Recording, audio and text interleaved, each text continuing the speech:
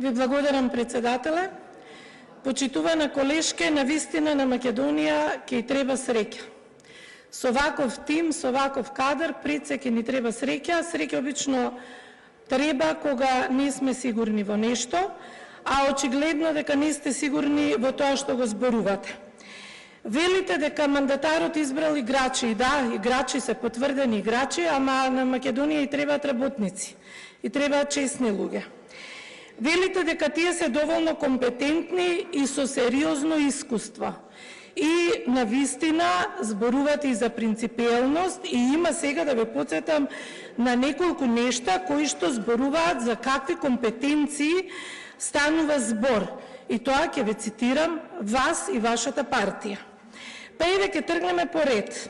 Бидејќи се е забележано во ова современо време, вака се вели. 2 лица починаа поради негрижа на министерот Таравари.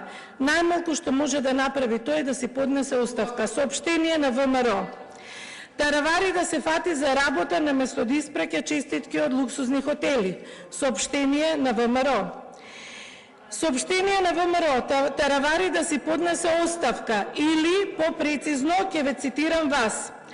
Ова е најтрагичната недела во историјата на македонското здравство.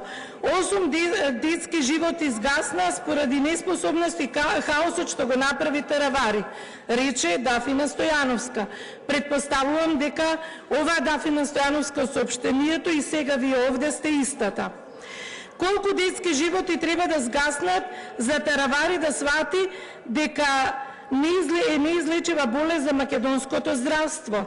Исто прашање кое што сте го поставиле вие. Неговата несериозност и неодговорност значат несреќи и трагедии за голем број на луѓе. Пациентите почнаа да се плашат од самата помисла дека треба да побараат помош во болниците за себе или за своите блиски.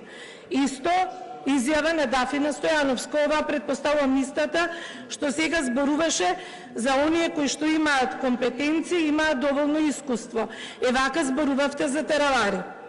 А тој што ви порача? Таравари вели, ако ВМРО-вците не се смират, треба да одат на психијатар. Предпоставувам дека ви помогнал дури да најдете добар психијатар, а и тој ви дал одговори на прашањата што ги поставивте, за да можете да вака сега ги браните нештата. Дојдовте на власт поигрувајќи со длабоки чувства на народот и во вашите изјави сега овде си поигрувате со чувствата на народот. Владеете со лаги, манипулации, тоа веќе го имаме видено. Тоа е веќе видено владење на ВМРО ДПМНЕ. Благодарам.